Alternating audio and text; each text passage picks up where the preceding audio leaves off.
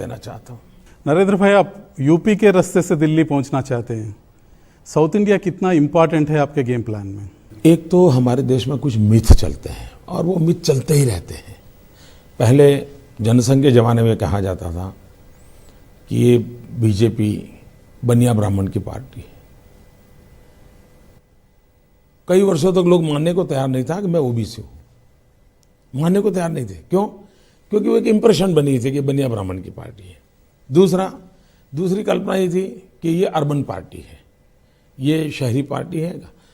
Parliament के अंदर सबसे ज़्यादा महिलाएं जीतती है तो बीजेपी की जीतती थी, सबसे ज़्यादा दलित जीतते थे तो बीजेपी की जीतते थे, सबसे ज़्यादा किसान जीतते थे तो बीजेपी की जीतते। लेकिन एक परसेप्शन बना रहा। उसी प्रकार से ये हिंदी बेल्ट की, नॉर्थ बेल्ट की पार्टी है।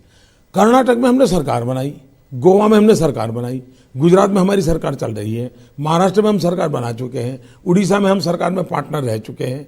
ये सारी बातें इस बात का सबूत है कि हम हिंदी बेल्ट के बाहर भी बहुत बड़ी ताकत में है। लेकिन चूंकि ये पुरानी पिन, तो ये ग्रामोफोन की रिकॉर्ड पर जैसे पिन अटक जाती है ना, ऐसे कुछ लोगों की अटकी हुई है। तो ये बदलना चाहिए।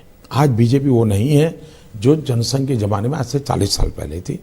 आज बीजेपी नॉर्थ ईस्ट में भी है, आज बीजेपी साउथ में भी है, आज बीजेपी जम्मू कश्मीर में भी है।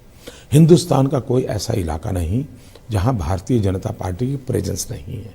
दूसरी बात है, सीट जीतने का जहां तक सवाल है, मैं साफ इस बार देख रहा हूं कि जितना मदद, सहयोग हमें नॉर्थ में मिलता है उतना ही नॉर्थ ईस्ट में मिलता है, उतना ही हमें साउथ में मिल रहा है।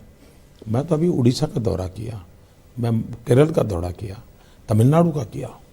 अनप्रेसिडेंटेड